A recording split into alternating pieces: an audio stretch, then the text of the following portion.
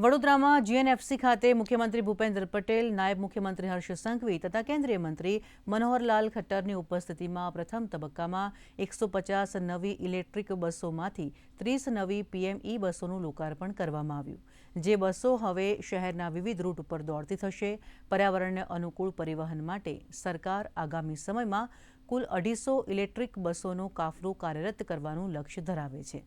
આ સાથે જ વડોદરા મ્યુનિસિપલ કોર્પોરેશન દ્વારા શહેરી વિકાસના ભાગરૂપે હાઈ સ્પીડ રેલ કોરિડોર વિસ્તાર વિકાસ વિષય ઉપર એક વિશેષ સેમિનારનું પણ આયોજન કરવામાં આવશે.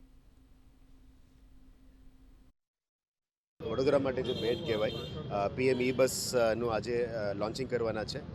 પ્રાથમિક દૃષ્ટિએ આજે 30 બસીસનું અમે લોન્ચિંગ કરી રહ્યા છે. 20 બસીસ નેક્સ્ટ વીકમાં આવવાના છે અને ટોટલ 50 બસીસ આ મહિનાથી અમે શરૂ કરીશું. અને આવતા 2 મહિનામાં હજી નેક્સ્ટ 50 બસીસ એટલે 100 બસીસ વિધિન નેક્સ્ટ 2 મંથ્સ અમે ચાલુ કરવાના છે. અને ટોટલ 250 બસીસ 150 બસીસ અમારા પ્લાનિંગ છે કે ઓગસ્ટ એન્ડ સુધી થાય. કદાચ સ્ટોક સપ્લાયના કારણે ડિસેમ્બર સુધી ચાલે, પણ આ વર્ષની અંત સુધી 250 ઇલેક્ટ્રિક બસીસ વડોદરા શહેરમાં દોડવાનું કમ્પ્લીટ પ્રોસિજરમાં થશે.